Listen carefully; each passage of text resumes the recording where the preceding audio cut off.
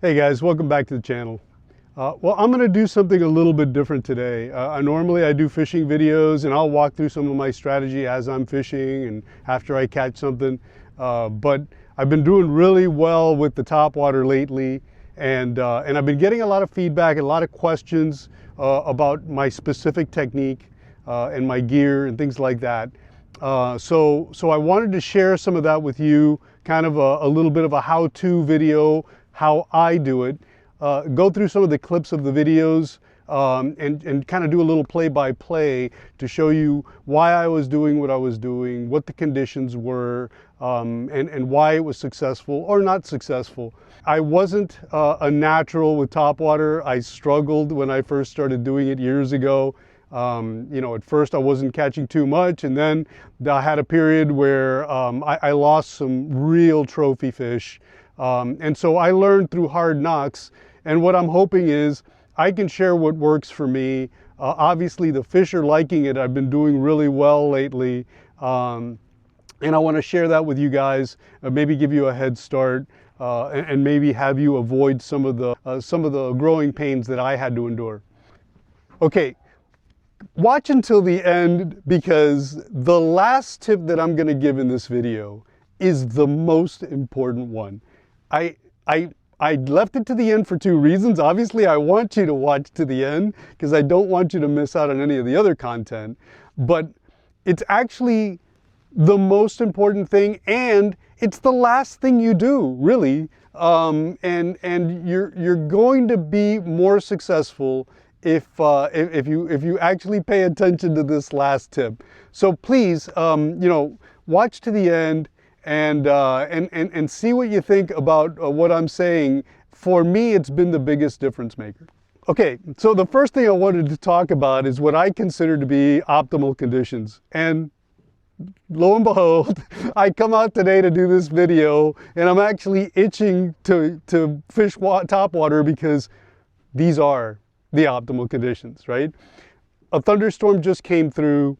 It's cloudy, low light conditions, late afternoon. This really is my favorite time to use topwater.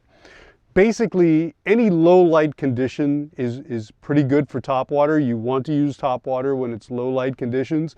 Those fish are looking up towards the lure, and if it's very sunny and bright, they tend not to do that, right? And so you're not.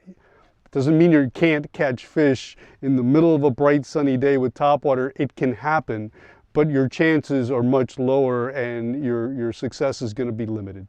So low light conditions, early morning, late evening usually works pretty well, but of course if it's cloudy, it's so much better. And after a rain, it's fantastic. Those fish, when that barometric pressure drops, they feed when it's dropping. When it gets to a certain level, they're like, okay, the storm is almost here, and they go and seek shelter. They go in deeper water and they kind of hunker down and they stop feeding. Now, once that storm passes, that barometric pressure starts to come up again, those fish will turn on.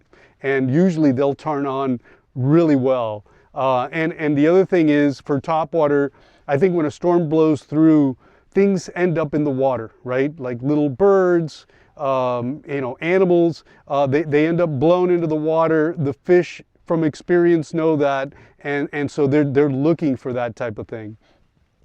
The other thing I would say is, if there's a lot of bait on the surface, mullet, thread fins, anything that's disturbing the surface and that's making a bit of a commotion on the surface, that's what you want. When you see a lot of bait disturbing the surface, topwater is a good bet. Okay, my gear. Now, like I said, I'm not sponsored by anybody.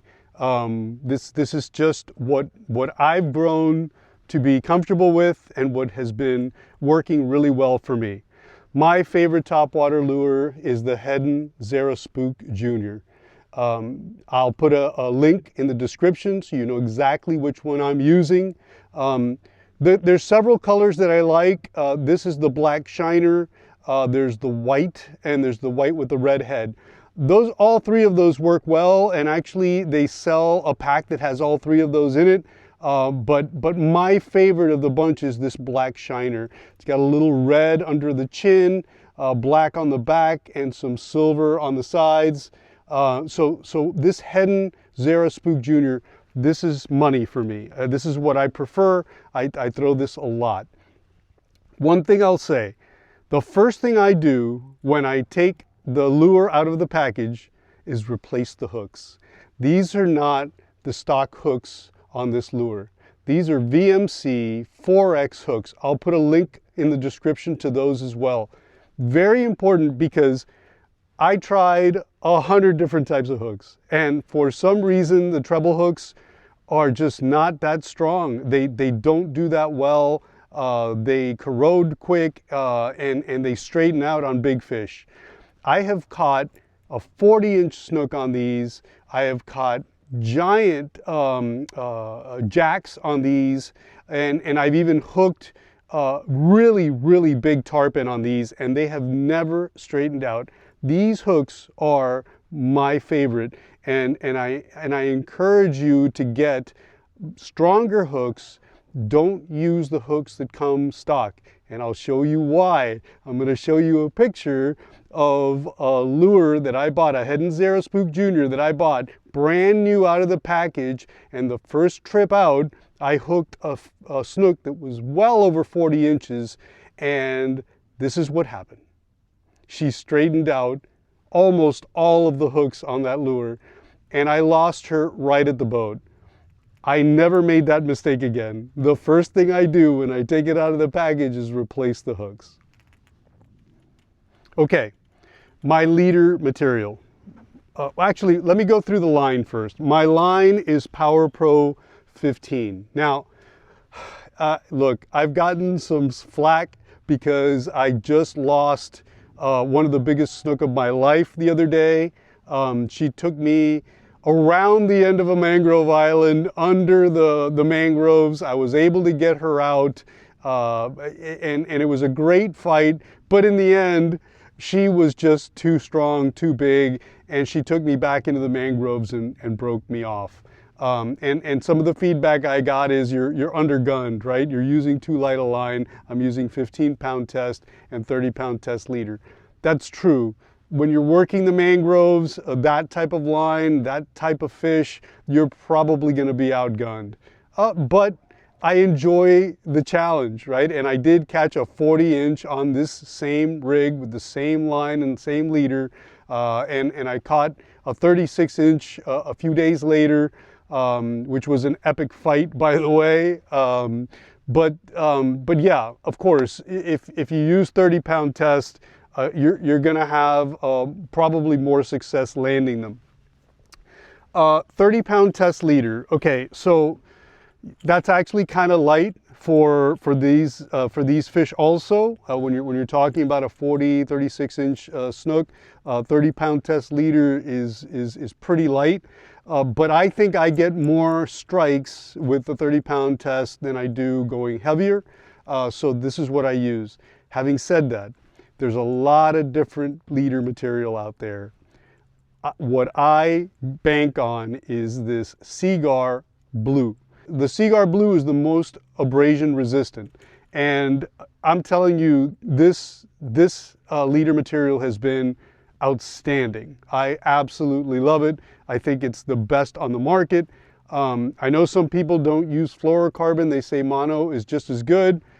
To me, I often do better than my friends that are using mono, and I'm not sure exactly what it is, but I guarantee, I mean, the whole point of fluorocarbon is it's invisible, right? And so why not invest a little bit in something that's going to improve your odds, and maybe you're going to catch the snook of a lifetime. So for me, fluorocarbon, Seaguar Blue for the abrasion resistance, I have done extremely well. This is my go-to. Okay, how to work the lure. There's 100 different ways to work a topwater lure. Everybody has their take, everybody has their preference, but I'm telling you that it's been working extremely well for me. My technique has been working very, very well for me. What I do is as I said, I change the hooks on the lure. They're slightly heavier and bigger than the standard hooks. And what that does is it weighs down the back end of the lure, and it makes it have a tighter, side to side walk the dog motion. I like that. It's been working really well.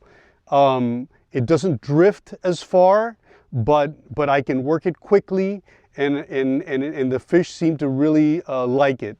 It really attracts the fish, and you can't argue with success, right? If it's working, I'm going to keep doing it until it stops working, and then I'll try something new. But yes, I actually have a pretty quick cadence. I don't jerk the tip of the rod too much. It's really just side to side, quick motions, and I don't stop. It's a constant motion. Now, I will tell you this. There are occasions where the fish are following and they're waking, but they're not committing. If I throw back, I will work it a little bit, and maybe I'll stop it just for a second, and then I'll keep it going. And many times, that little tiny pause, once you started going again, they'll hit it. So I do, on occasion, especially when I throw back to a fish that's either blown up on the lure or has waked on the lure, I will throw back and I will put a pause in there, a pause or two. But I don't normally do many pauses. I don't do super long pauses, and I don't normally work the lure too slow. If the fish are, if it's really hot and the water temperature is really hot, sometimes I'll work the lure a little bit slower. If the fish are short striking a lot, sometimes I'll slow down a little bit. But generally speaking, I'll show a clip of this is my cadence. This is how I normally work the lure. It's a constant, tight walk the dog motion that's relatively quick. Okay, something else. When you're using something like a shrimp or a jerk shad or something like that, one of those shrimp lures or a jerk shad, you cast as close as you can to the mangroves.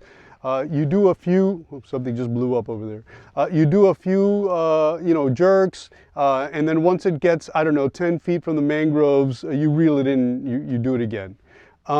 With topwater, I work it farther out from the mangroves. I like to work it a little bit farther because I think that lure calls fish to it, and many times those fish follow the lure all the way to the boat.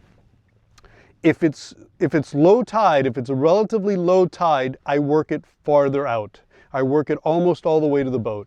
I have had a snook blow up right next to the boat, and the 40-incher that I caught the other day scared the heck out of me because he hit it so hard, it made such a noise, and he hit it right next to the boat. So definitely try and work it a little farther off the bank, a little closer to the boat. The other thing I would say is try to work the lure parallel to the shoreline. Like, I like to try and get an angle where I can work along the shoreline, as much of the shoreline as possible. Let those fish that are under the mangroves see this lure coming by, and they will come out and they will eat it. Especially if there's an ambush point. If there's a pocket that's got an ambush point on both sides, that's usually where they're going to hit it. If it's a corner, always throw to those points, especially the ones that have current or wind. That's gonna be what you want to do. You wanna cast to those ambush points. Okay, drag setting. Everybody that fishes with me knows that I use a pretty heavy drag.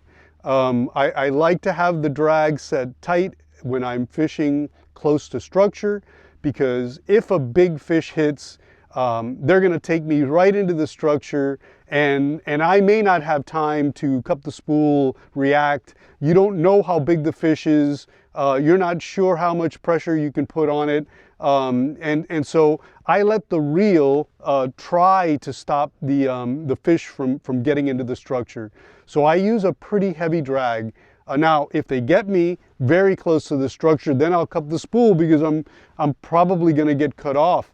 Once they're in the structure, then you don't want to cup the spool. You don't want to put an excess of pressure on the line, because now you're in the structure, the line is touching stuff. If you put too much pressure on that line, it's going to part.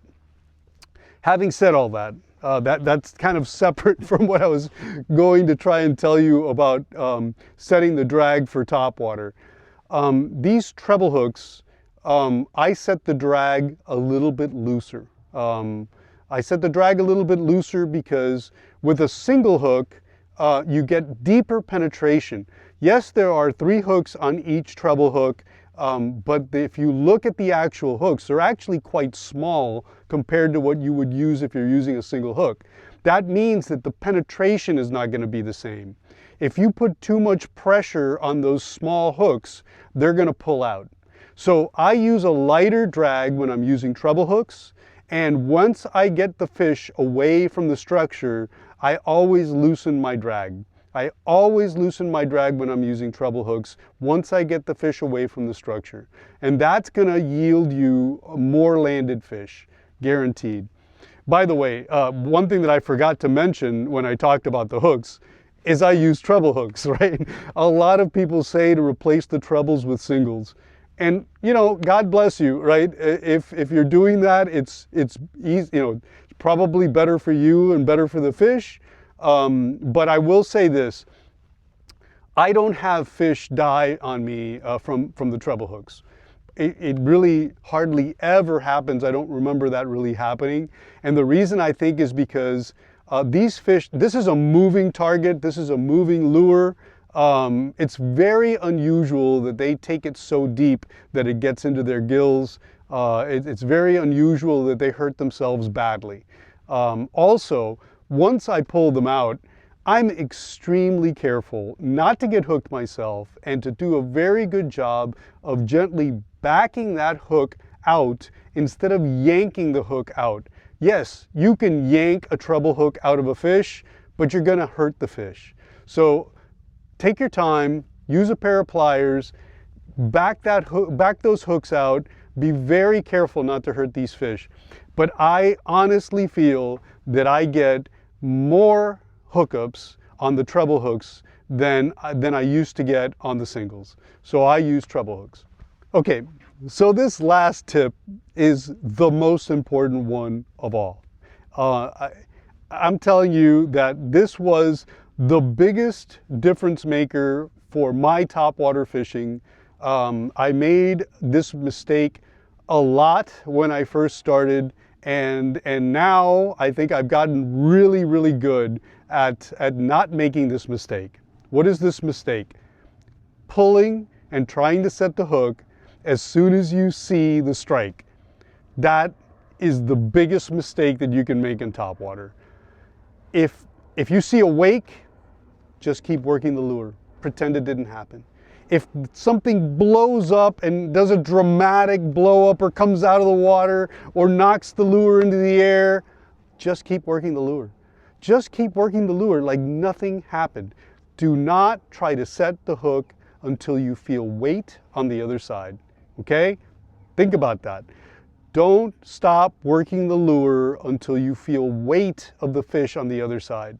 Now, with these treble hooks and the way you're working these lures, you don't really have to set the hook very hard, right? You're really not setting the hook per se. If you're working the lure and that fish takes the lure, the next time you work it, it's gonna go into his mouth. So you don't have to go crazy doing one of these bass, bass angler, hook sets. just keep working the lure. Once you feel the weight of that fish on the other end, then go ahead and fight the fish. You can do a hook set, but don't go crazy because you might pull those treble hooks out. But that is the most important thing. I'll show you some actual footage where in this footage, I had the fish wake on me, and then she missed the lure, and then she came back and she annihilated it. And this turned out to be a 36-inch snook. So yes, that is my number one tip for you guys. When you're working topwater, if something wakes on you, if something misses, if something takes it and comes out, you just keep working that lure. Just keep working it. Pretend it didn't happen, and she'll come back usually, and she'll hit it again. All right, guys, I hope that this helps you guys. Like I said, these are not like hard, fast rules or the only way to do topwater, but it's something that's been very successful for me, and it took me a long time to learn and develop. So I'm hoping that it helps you guys. Okay, enough of this teaching stuff. I'm gonna fish because these conditions are awesome.